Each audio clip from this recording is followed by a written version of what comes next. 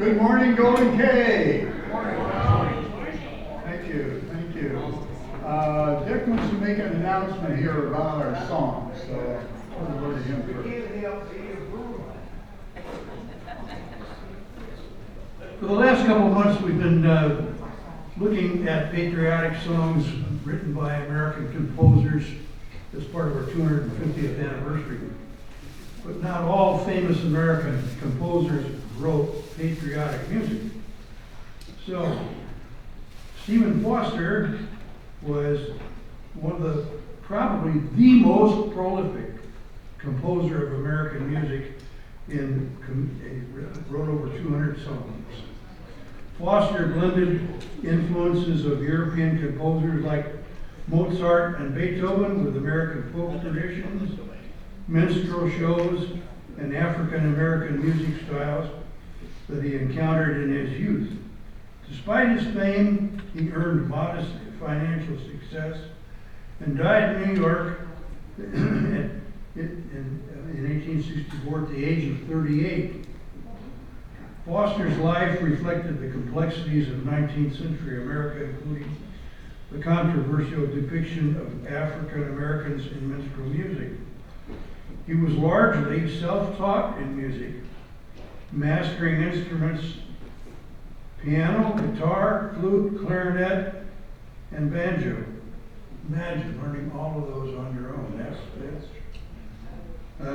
He became one of the first American songwriters to earn a living by composition of music. So today we're going to be doing Oh Susanna, and when we get to that, Ron will tell you about it.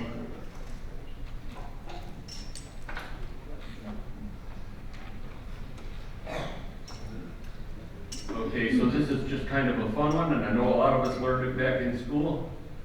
Let's just sing it. Have fun with it, okay? John, if you would, please. Oh, I come from Alabama with my banjo on my knee. I'm going to Louisiana, my true love for to see. It rained all night the day I left. The weather, it was dry. The sun so hot, I go to death. Susanna, don't you cry.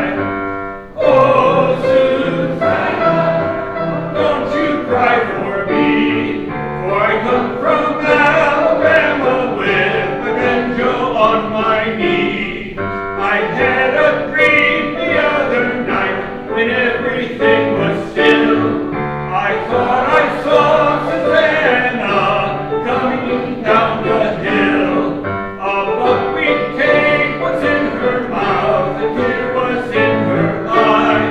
I said, I'm come from Dixieland, Susanna, don't you cry.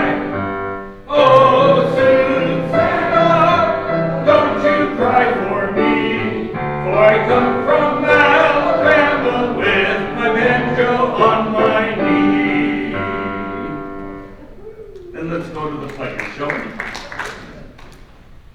I pledge allegiance to the flag of the United States of America and to the republic for which it stands, one nation, under God, indivisible, with liberty and justice for all. And then our Kiwanis pledge. As our country's flag signifies purity, valor, and justice, may we as true Kiwanians exemplify these virtues as we serve the children of the world. Please remain standing for the invocation.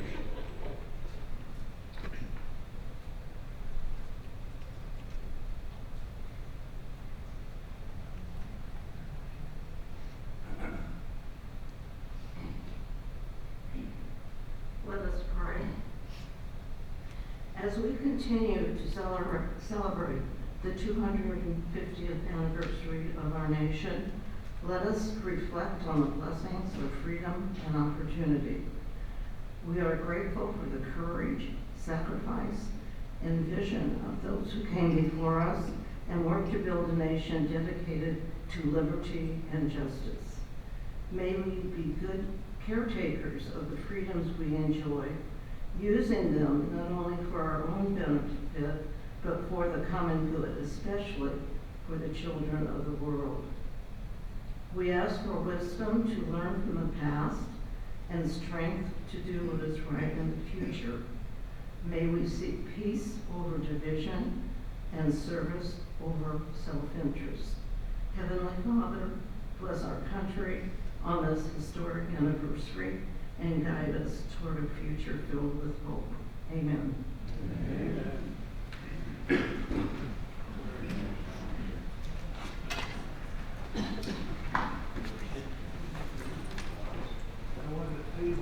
Okay, Mike Hager will be introducing our speaker.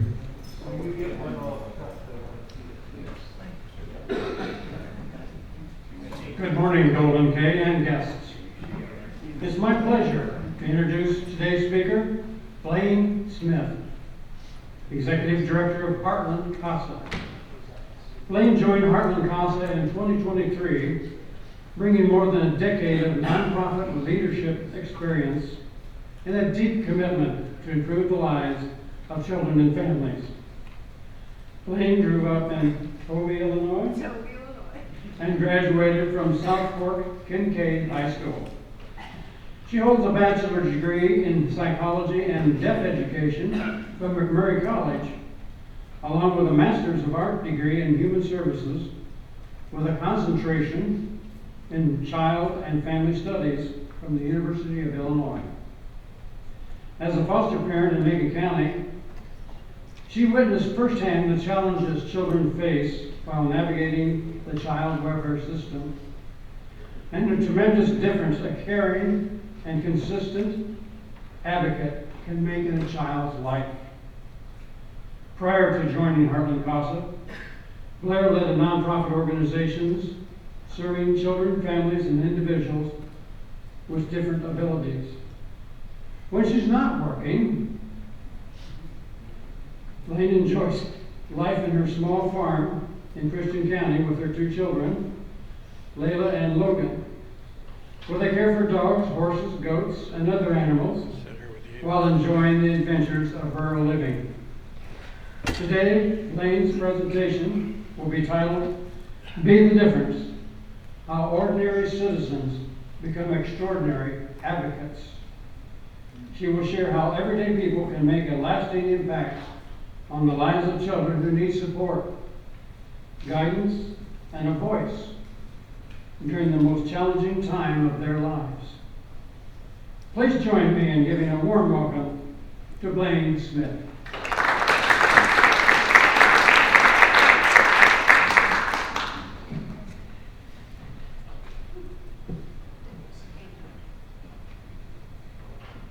Hi, good morning. When Mark reached out to me about presenting here today, and we came up with the title of the presentation, I immediately went back to how ordinary citizens impacted my life. The ordinary citizens I'm talking about are my parents. So when I did this, I thought, I'm going to share my story. And I'm going to share my story from the time of, from before, I'm going to tell you I'm 44. My parents have passed, but they are what led me to where I am. And I thought this is a perfect opportunity to do this and to share how this has brought me to CASA and what CASA is. So, I'm going to try this. Okay. I want to thank you first, before I begin, for having and inviting me here today, especially you, Mark. I appreciate you. It is truly an honor to spend time with a group that has dedicated so much of its lives to serving others. Before I tell you about Heartland CASA, before I talk about foster care, or ask you to consider becoming a volunteer, I'd like to tell you a little about why this work matters so deeply to me. I grew up in a small town in central Illinois, as Mike said, Toby, Illinois, where life was very simple, but values were strong. In our family, success wasn't measured by what you owned or what you achieved. It was measured by how you treated people. By whether you showed up when someone needed you, by whether you left your community a little better than what you found it. Looking back now, I realize that everything I do today, as a foster parent, as an adoptive parent, as the executive director of Heartland CASA, traces back to two people, my parents. They taught me what it means to serve others, and not through lectures or advice, but by the way they lived every single day. So I'm gonna start with my dad. My dad is in these pictures on the side. My parents were married for over 50 years, and that little house there is the house I grew up in Toby, Illinois. And if you ask my kids, it's too small.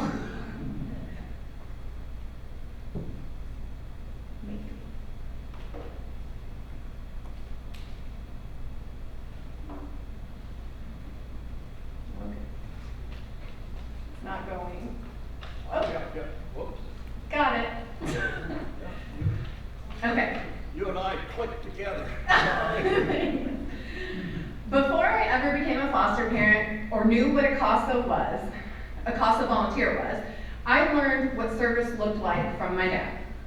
He served 6 years in the military, but when he came home, service didn't end. He helped start a community food pantry, became the commander of the American Legion post 905, and was always looking for someone who needed a hand. He often would say, if you're able to help someone, then you should. That simple. That wasn't just advice, it's the way he lived. After my dad passed, at his funeral, a man in a military uniform, probably 10 years older than myself, came up to me, and I had never met him. I had heard his name before, but never had met him. And he told me my dad had been his Boy Scout leader when he was younger, and later became the commander of the Legion where he was a member. And he drove from 3 states away to come to my dad's funeral and let me know that he told me my dad never stopped believing in him. And he gave him the courage to join the military. And that moment reminded me that the greatest legacy we leave isn't our titles or our accomplishments, it's how we make people feel. It's the people we encourage, the lives we touch, and the hope that we give others. And my dad taught me that ordinary people can make an extraordinary difference simply by showing up for someone else.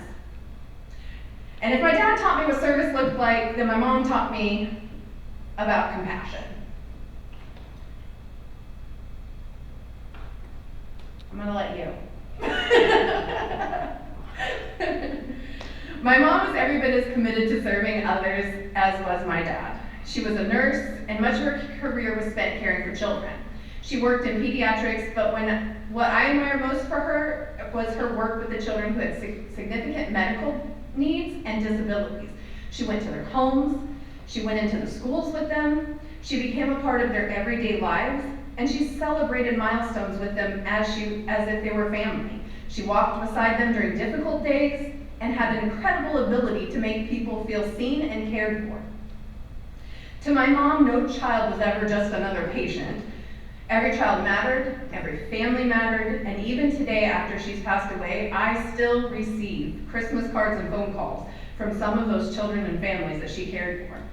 They don't call to talk about the medical care she provided. They call because they remember how she made them feel. That has always reminded me that the greatest impact that we have on someone's life isn't found in grand gestures. It's found in simply showing up and caring deeply and being there when it matters most. And as I look back on my own life, I've realized I've spent much of it trying to follow the example that my parents have set for me.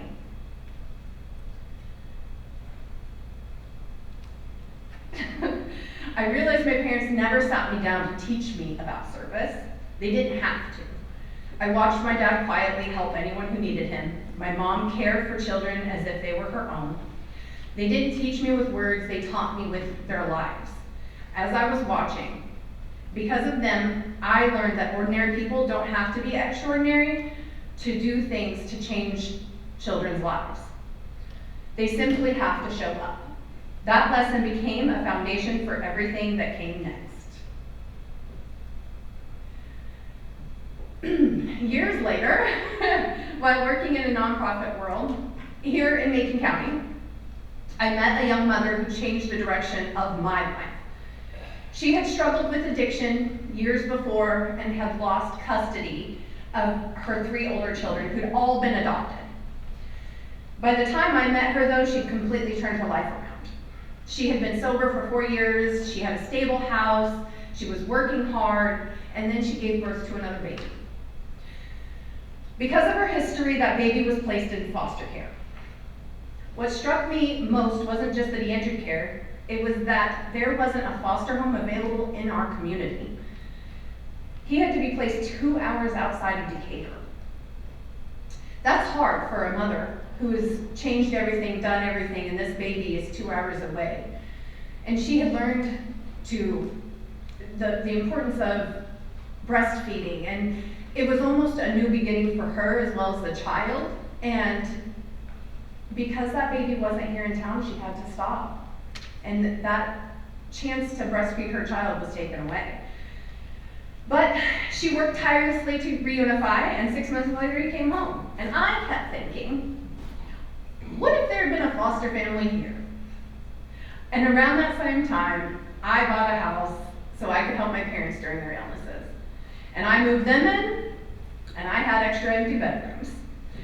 So I became a foster parent. I realized I couldn't solve the entire welfare system problems, but I could help a child. I became that foster parent not because I had the answers, but because I had something I could offer, and that's a safe place.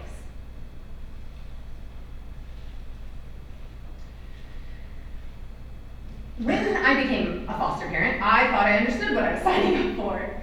I thought I was opening my home to children who needed love, stability, and hope, and I thought I was the one that would be able to change their lives. But somehow along the way, I realized something big. They were changing mine. Every part of my life. They taught me resilience, patience. They taught me that healing isn't measured in days or months. It's measured in trust. It's in small victories and in showing up over and over again. They made me a better mother, a better leader, and a better person.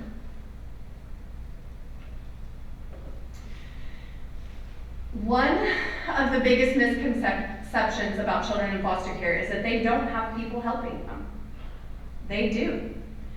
They have judges making incredibly difficult decisions, attorneys advocating for their clients, caseworkers balancing impossible caseloads, teachers trying to create stability in the classroom, foster parents opening their home.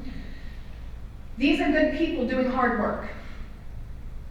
I have a tremendous respect for each and every one of them.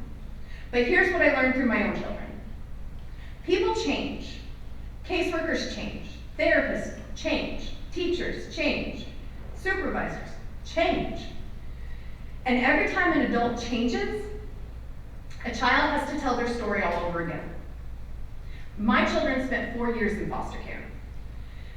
During that time, they had 8 caseworkers, 6 supervisors, and my daughter went through 8 therapists. None of these professionals intended to create more trauma, but every transition meant another trusted adult disappeared from their life.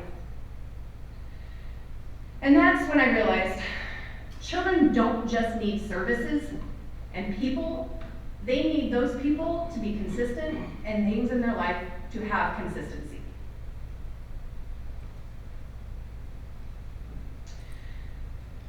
As a foster parent that became an adoptive parent and now the executive director of Heartland CASA, there was one question I couldn't stop asking.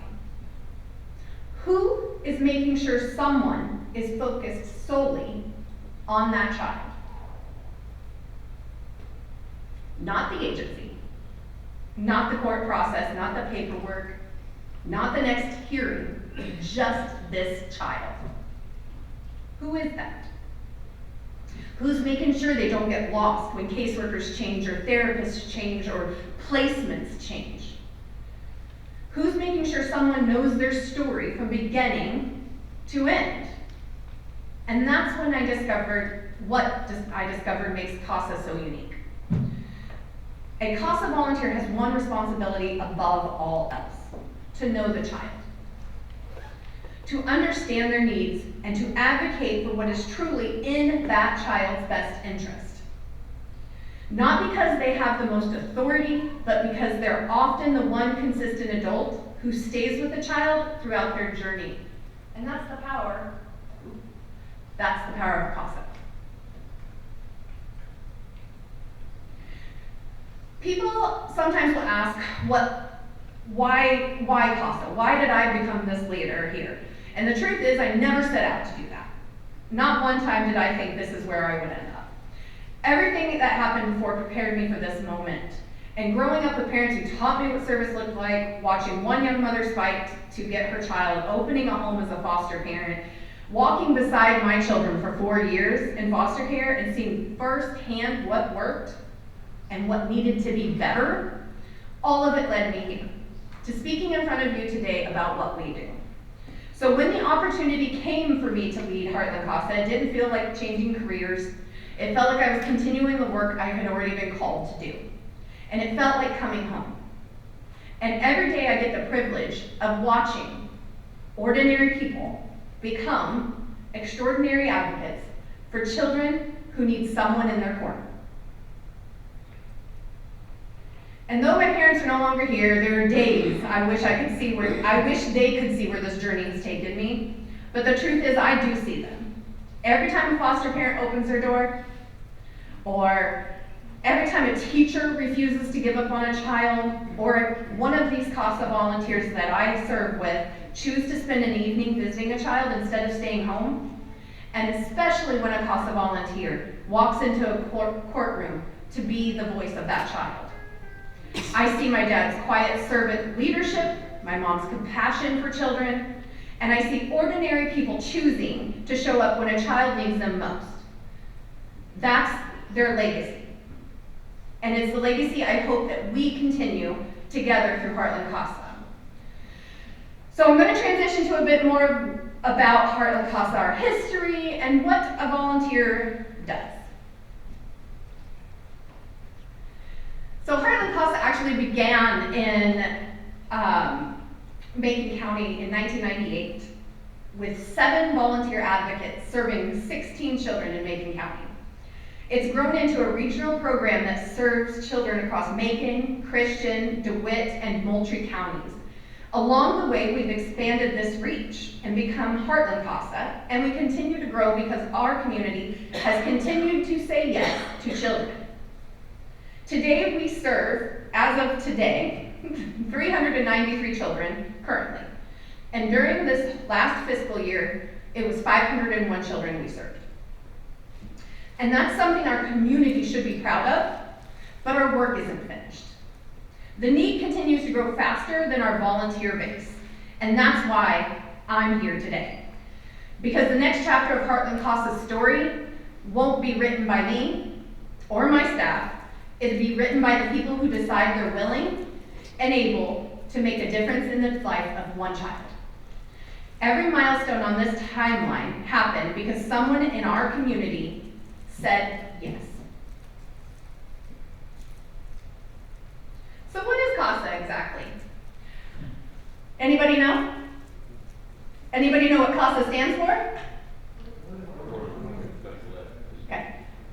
Yes. We are court-appointed special advocates, but simply put, where CASA is a trained community volunteer appointed by a juvenile judge to advocate for the best interest of a child who has experienced abuse or neglect. I want to be very clear about something though. CASA volunteers don't replace caseworkers, attorneys, foster parents, therapists. They become the caring adult in a child's life whose only job is to focus on that one question: what is in the best interest of this child? They get to know the child, they visit them regularly, they talk with the teachers, the foster parents, therapists, the caregivers. They gather information and provide that information directly to the judge. But most importantly, they build a relationship with that child, and they stay with that child. Unlike many professionals who may change because of promotions, transfers, caseloads, a CASA volunteer often stays with the child from the beginning of their case until the end. For many of our children, that's around 2 years. It could be less, and it could be more. Imagine what that consistency means to a child who's experienced constant change. Sometimes a CASA volunteer is the one adult who remembers their entire story. The one adult who keeps showing up. And sometimes, that's exactly what a child needs most.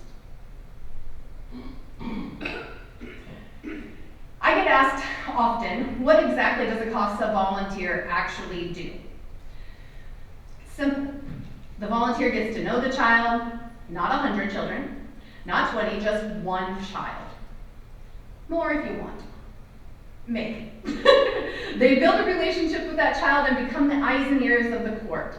That starts with the personal side. A CASA volunteer visits regularly, gets to know the child, builds trust, and becomes a consistent presence in that child's life. And sometimes it's as simple as showing up and asking, "How are you doing?" CASA volunteers also have a legal role. They can attend court hearings, write reports, make recommendations directly to the judge based on what they've observed and learned. They don't represent DCFS and the foster parents or the biological parents. They represent solely the child's best interest. There's the medical side. You have the ability to make sure children are receiving the health care or the mental health services they need. And that could be the question of, has this child been able to see the therapist they were referred to?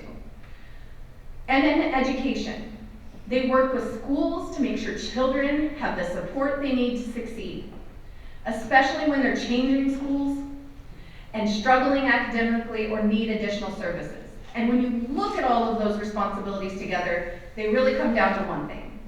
A CASA volunteer makes sure no part of a child's life is overlooked. And then there's the numbers. When I talked to Mike, he said, you guys are a group that likes numbers. So I tried to put some numbers in here. So everything I've shared with you this morning has kind of led to where we are here. Because while my story is important, these children are why. Why are we here? So right now across Macon, Christian, DeWitt, and Moultrie counties, there are 256 children still waiting for a CASA volunteer. That's a lot of children. That's 256 children who deserve someone focused solely on their best interest that they don't have. Every one of those children entered foster care through no fault of their own. They didn't choose to be abused or neglected or experience mental illness from their parents or domestic violence or addiction. They simply happened to be born into circumstances that they could not control. And for many of them, the journey through the juvenile court system lasts around 2 years. So think about that a moment. 2 years is a long time in anybody's life. For a child, it could be an eternity. 2 birthdays, 2 Christmases, 2 first days of school, hundreds of days wondering what comes next. And that's why consistency matters. And that's why a CASA volunteer matters. Because while a case may last 2 years, the impact of one caring adult can last a lifetime. And I want you to think about that. I'm sure there was an adult in your life that you can still picture in your head or remember their name and how they impacted you. I want you to think about that person and how there are 256 kids waiting for somebody to have that person.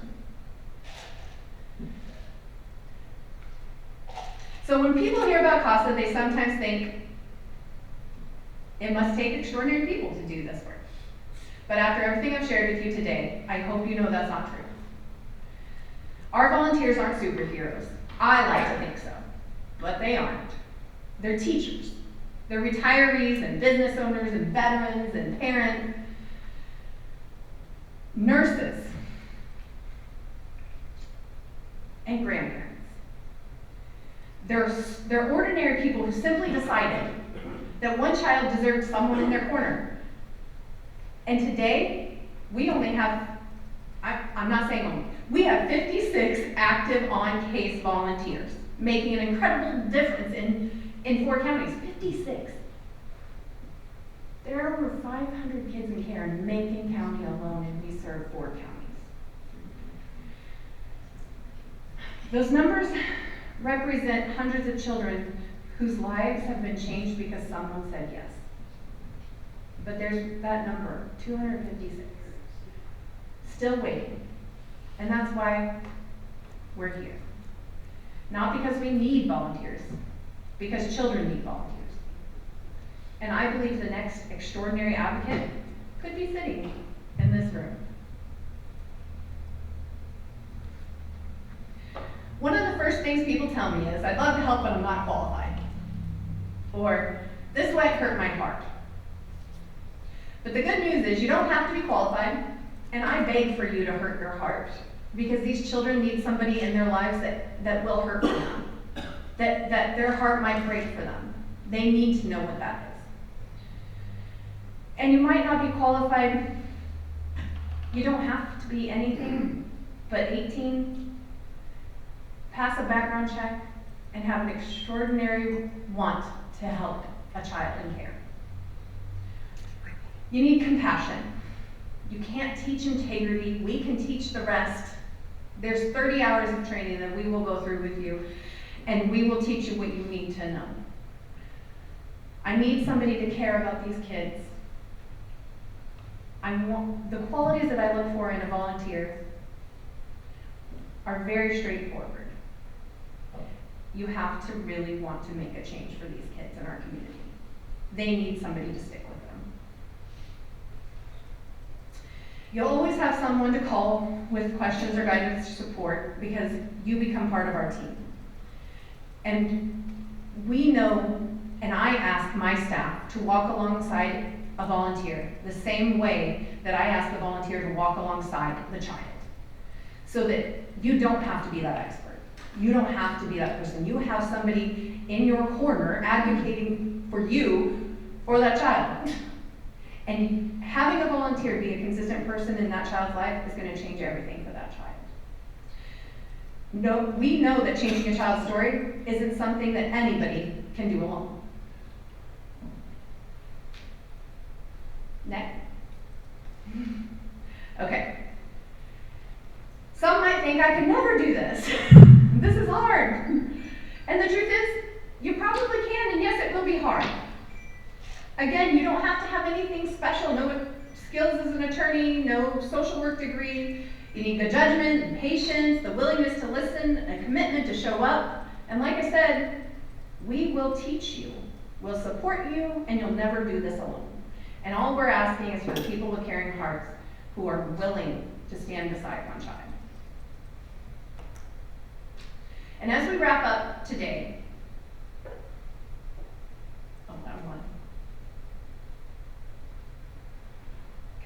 As we wrap up today, I don't want you to leave thinking there's only one way to make a difference. There are many. If becoming a CASA volunteer speaks to you, we would love to talk to you. Cassandra, I call her my right-hand man over here. She is the program manager at CASA. We would do anything to have a conversation with you and give you any more information that you might need.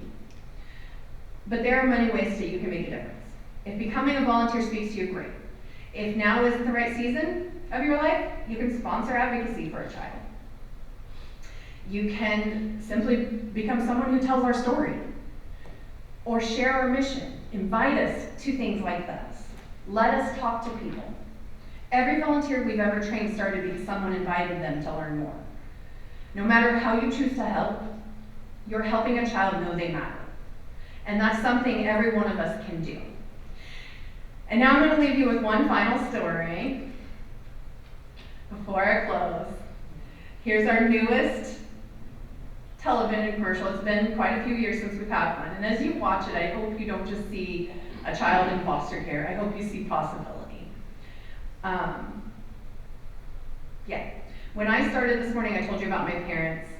My dad believed that if you were able to help, you should. My mom showed me what it means to care for the children, and not just with hands, but with her heart. And the example led me to becoming that foster parent and adoptive parent. And ultimately, it led me to CASA. Tomorrow morning, there will still be children waiting for someone like you to listen, to believe in them, and keep showing up for them. Maybe that's you. I hope that's you. I ask whether or not that is it for you. You consider inviting us to speak or do all of the things that I had mentioned.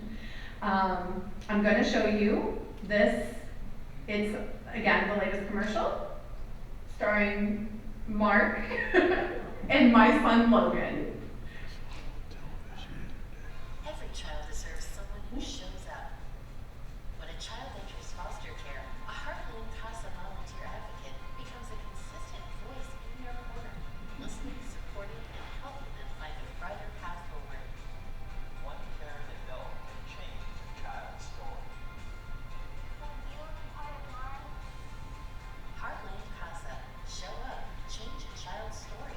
Volunteer today.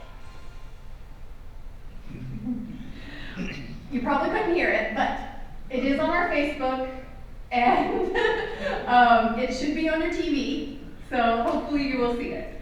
I want to thank you for allowing me to share my story and to share how important CASA is to the kids in care. And I'd be honored to answer any questions that you guys might have. Okay. Every child deserves someone who shows.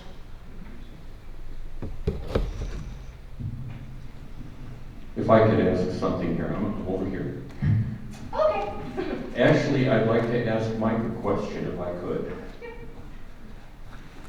Mike, you've been involved with CASA a long time. How many years and what has been the most rewarding thing from your experience? Okay, I was involved with CASA about 9 years. I think the most rewarding was the time that I made an appointment with the child to come for a visit. He says, "What time are you going to be here?" Well, I said, I'll probably be there about 3 o'clock. Okay. That next week I showed up, 3 o'clock, walked up the steps, and he's standing there in the doorway just laughing. And I thought, am I dressed wrong or something? He opened up the door just laughing, and I said, what's the deal? He says, "Boy, when you say 3 o'clock, you mean 3 o'clock." And he just laughed, and he laughed. He says, "You know, my dad never was on time for anything." And that stuck with me. I just showing up at 3 o'clock. And from then on, I had his attention.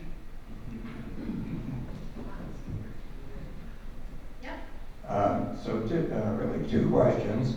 What is the sort of average age of the folks that you serve? Sure. So we serve children from birth till age of 21. Children can be in care until 21 years of age. It doesn't always happen. The number that we have of children between 18 and 21 is, I think, less than 3. The majority of children are younger than 10.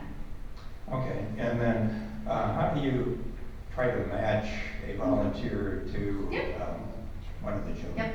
So, as probably Mike and Mark and Chip, if you see him, he's a CASA as well.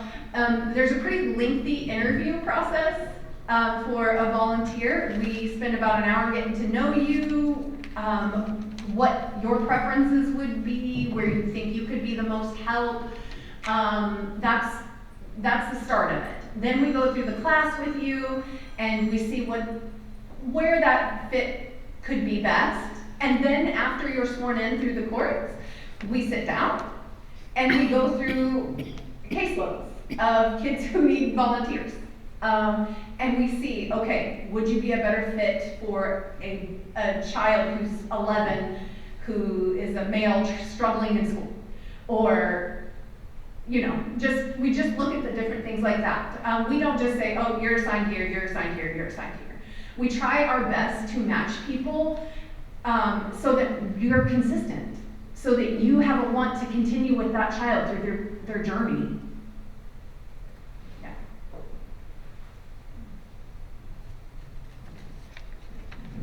All right, thank you.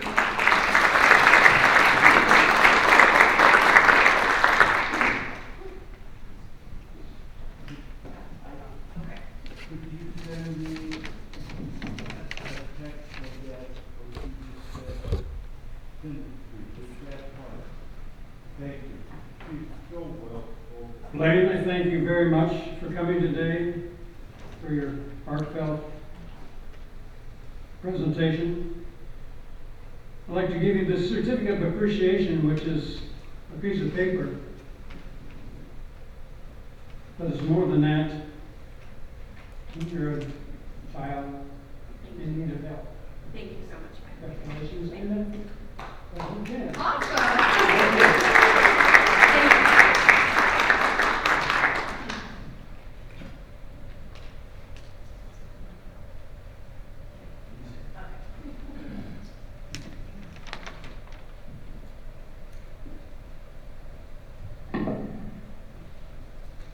Okay, I think we have a special moment with Cheryl Bond.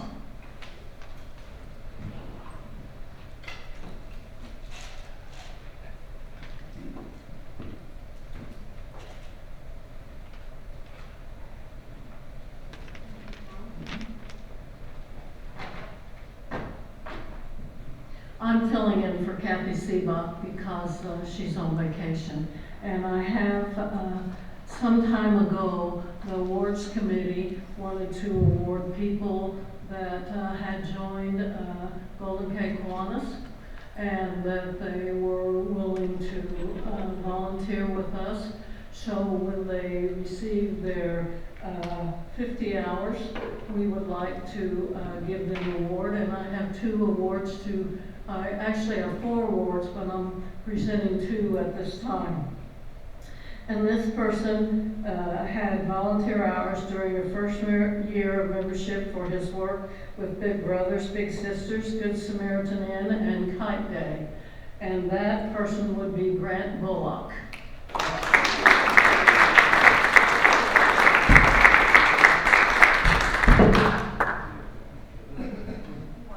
How do you want to take that to him?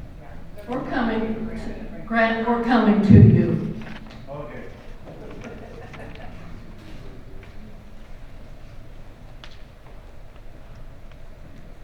That was a surprise.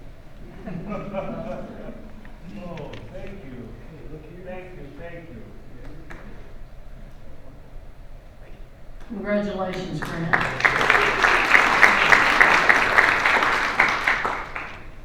And I believe our other person is not here today, so I'm going to hold on to that. And also, I have the Kiwanis of the Month for June. And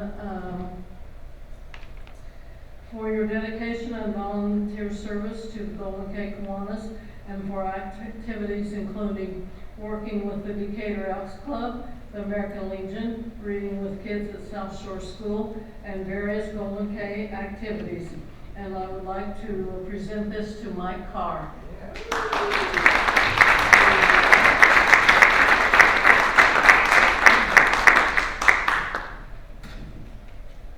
Congratulations, Mike.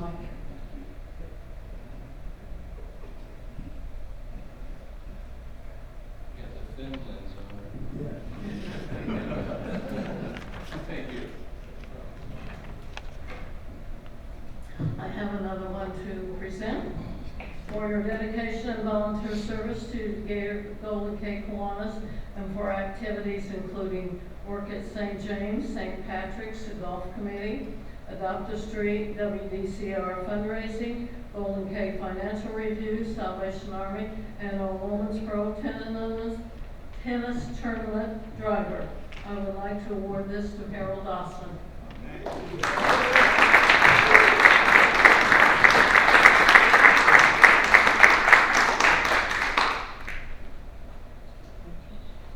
Congratulations, Harold. Thank you very much.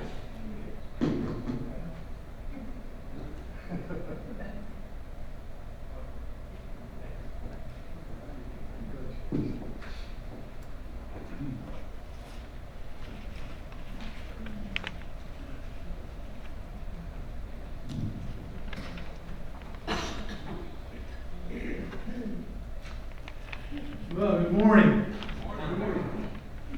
Well, we're back on track here. We've got a word for you. Desserts. Desserts. Now, I'm going to give you some background here on it because without it, you're going to be lost. This is not a word that you can analyze from its appearance or derivation. So I'm going to give you a sentence of use and see if that puts you on the track.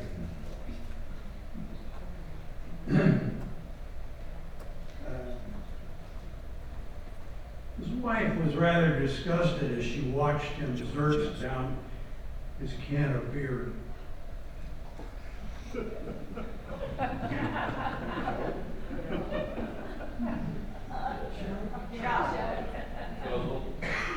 What? Good. Chug, guzzle, okay. Gulp, yeah, okay. Let's put the definition up here. How about? Gulp down quickly and greedily.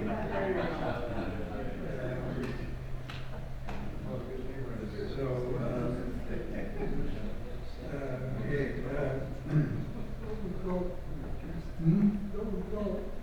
Yeah, all right. And you were the one who said that? No. Okay, come on up here and we'll see what kind of guy you can do on the prize. Who was it that said go up back here?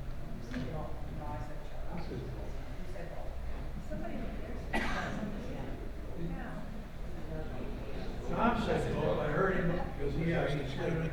All right.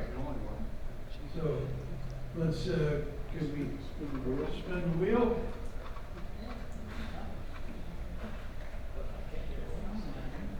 Spin the wheel.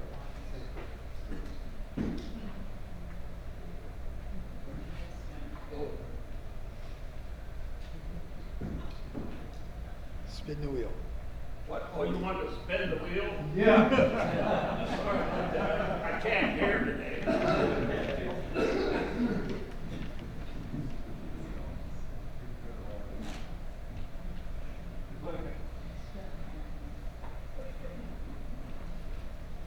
Can't get the wheel to go up there. There we go.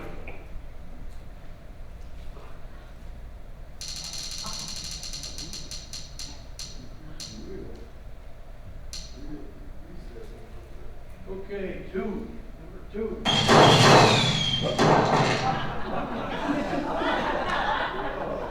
Giant Snickers.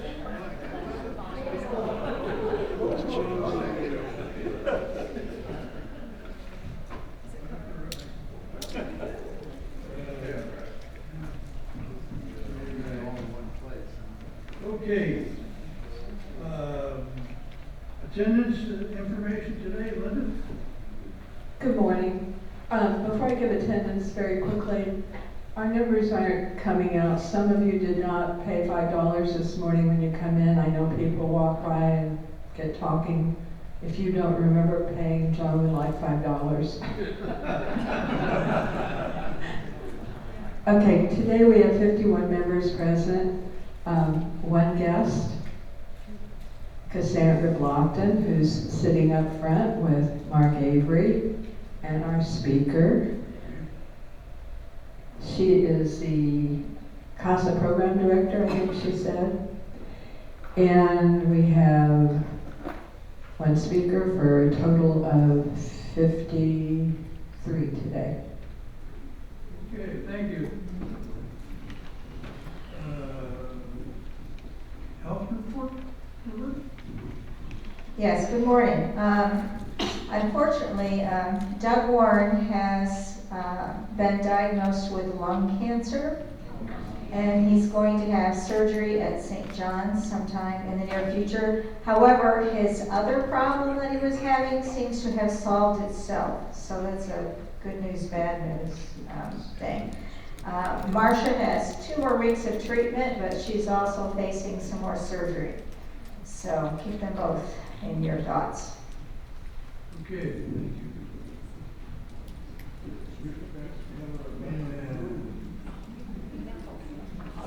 And working our way to birthdays and anniversaries.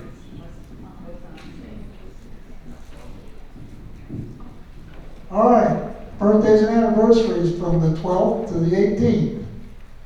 Birthdays, none. But we do have an anniversary. On the 18th, Connie and Michael Doty. Let's sing. Happy anniversary to you. Happy anniversary to you. Happy anniversary, God bless you. Happy anniversary to you. And a little quote from Bob Hope.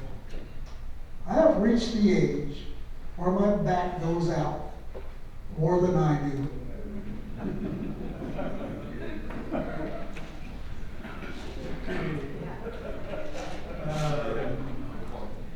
Announcements, Kyle?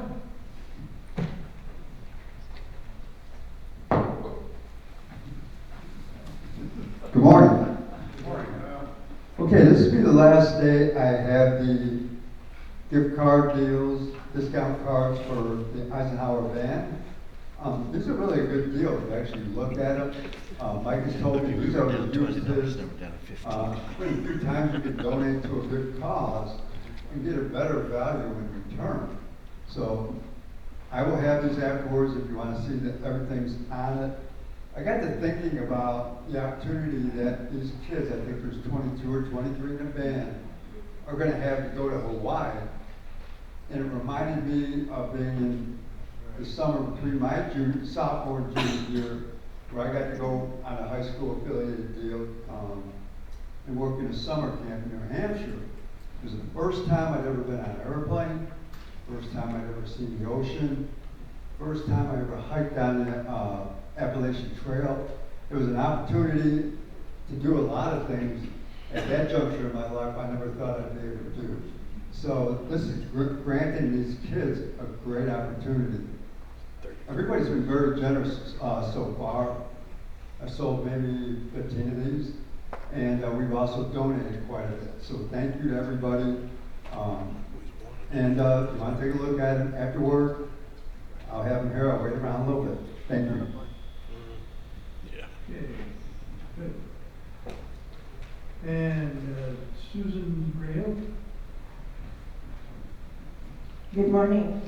Yesterday we had our Trauma Doll work day at the Police Benevolent Hall, and we had 11 volunteers show up. Several people had dental appointments and things like that, so that was a pretty small number, but we got a lot done. So some of the people took some of the dolls home. If you're interested, I brought in material over here. You can take it home and cut out the dolls. If you're interested in whip stitching the area closed that where you put the stuffing is, and I have 2 boxes of dolls over there. Eventually, some of you took dolls home to sew, and I have the stuffing, so let me know what you need along those lines. A reminder, the sign-up sheet is still over there for Good Samaritan Inn, and I know things change, so if you've signed up and you can't do these things, you need to let us know so I can find other people to take your place if you're not showing up. And the same thing with Carriage House. This Sunday is Carriage House, and if you signed up to help provide items for the ladies at the Carriage House, then I'll check with you a little bit later on and set up a time to pick up those foods. Thank you. Okay. All right, I think we've got a minute here for a guessed the Kiwanian, so we'll give this a whirl here. This person's favorite food is glorified rice, and their favorite restaurant is Anatai's. Favorite holiday is the 4th of July. The most annoying habit is eating too much. Favorite vacation spot is Sedona, Arizona.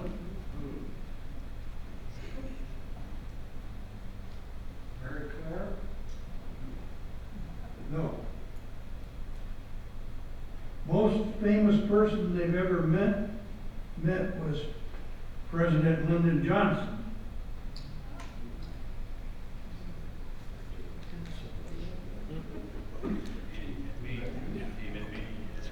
And a miscellaneous piece of information. This person was kissed by reporter Ellen Thomas.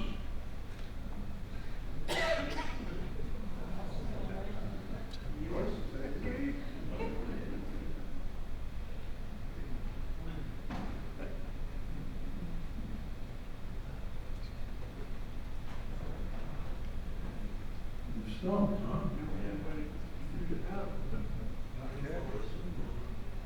Norm, is it Norm? Nope, not Norm.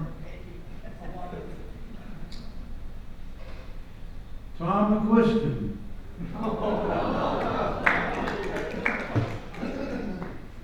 Stumped him, Tom. Yeah, I did.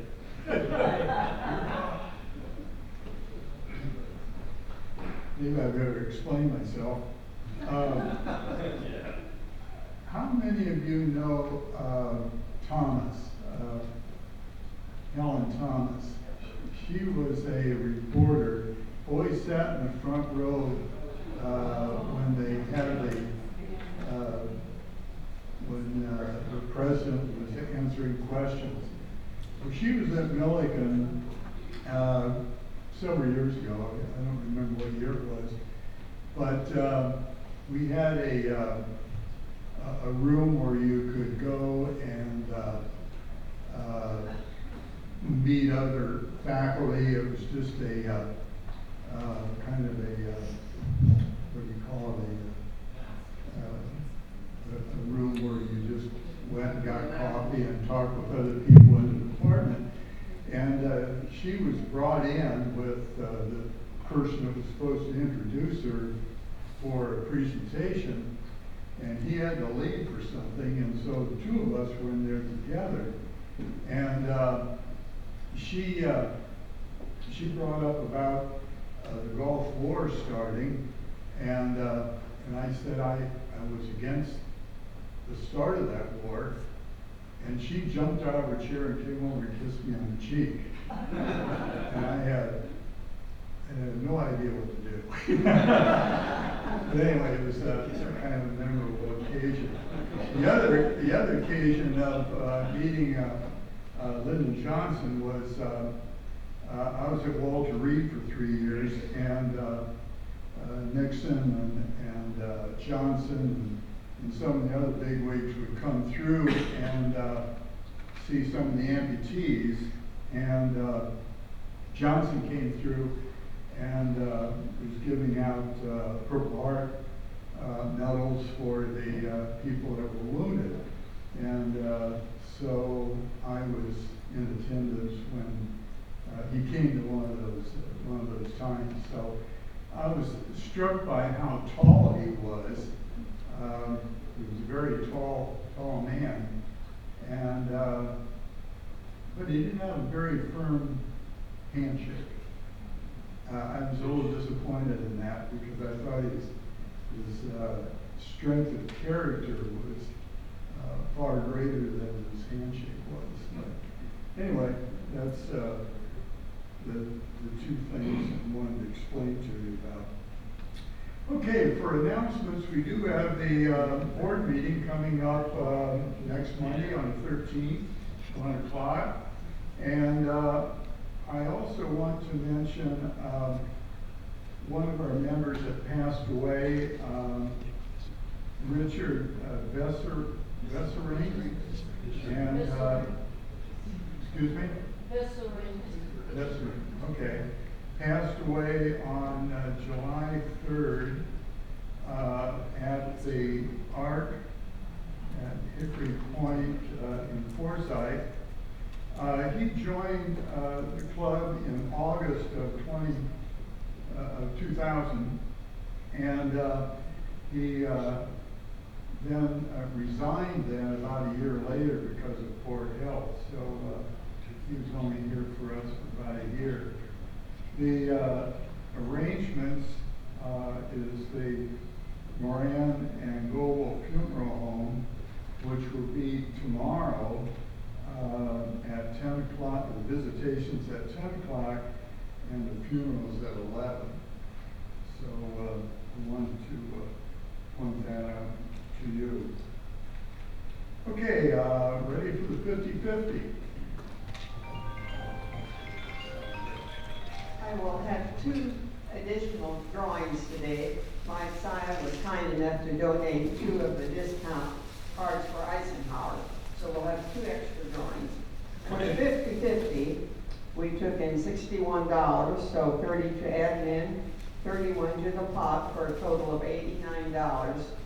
Last 3 digits, 0, 4, 7.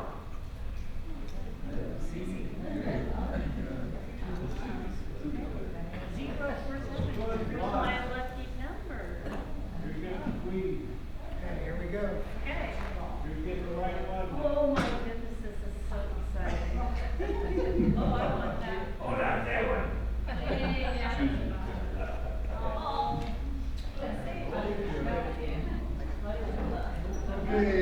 And for the discount card, for the first one, 061.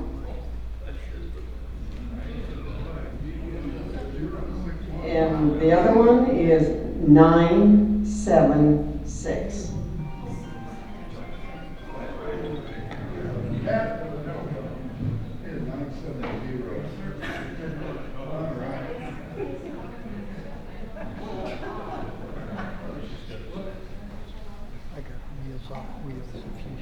Okay, congratulations to those winners. Happy Jug, who's happy today? I'll start off $5 for the major award. Okay. I'm not putting this in because I'm happy. I'm putting this in honor of Brian Hodges, who passed away this week. I know we have lots of District 61 employees here, and Brian had been battling dementia and aphasia for many years and had been on hospice for several months. And he passed this week, and his services will be Thursday and Friday.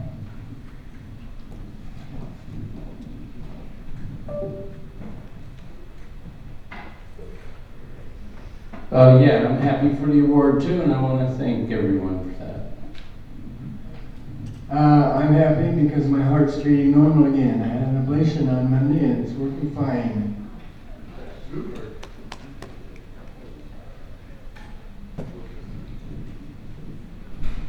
Hey, Pat.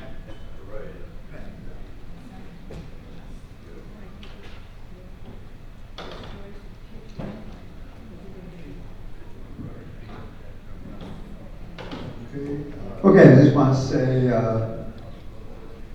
kind of happy everybody donated to the cards.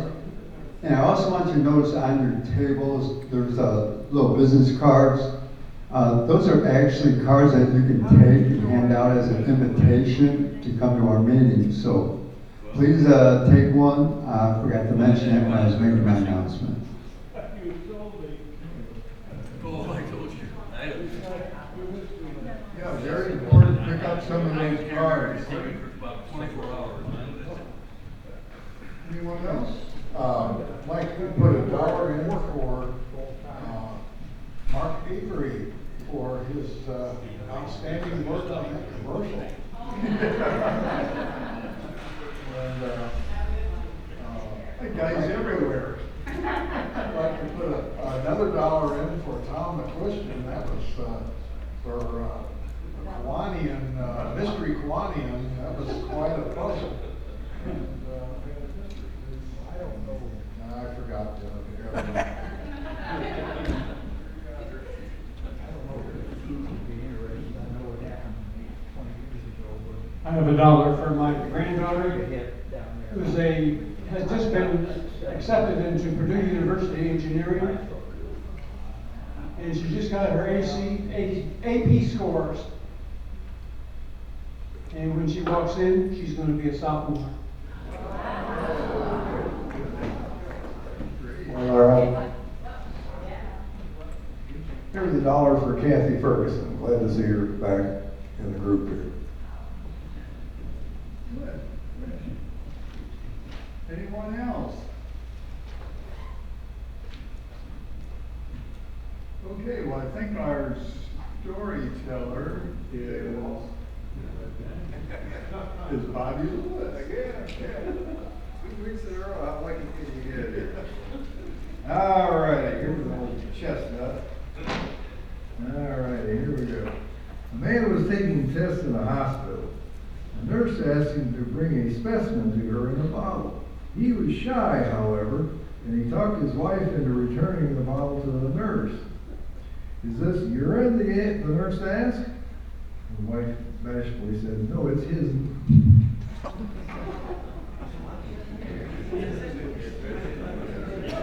Is this urine? No, it's isn't.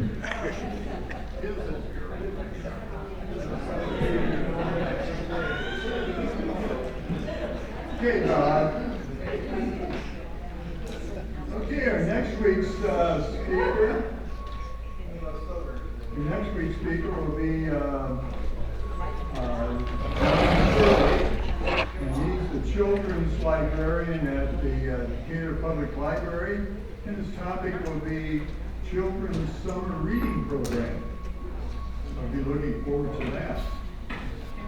We are Golden Gate Kiwanis. We enjoy changing the world for the better by serving children and others. We are adjourned.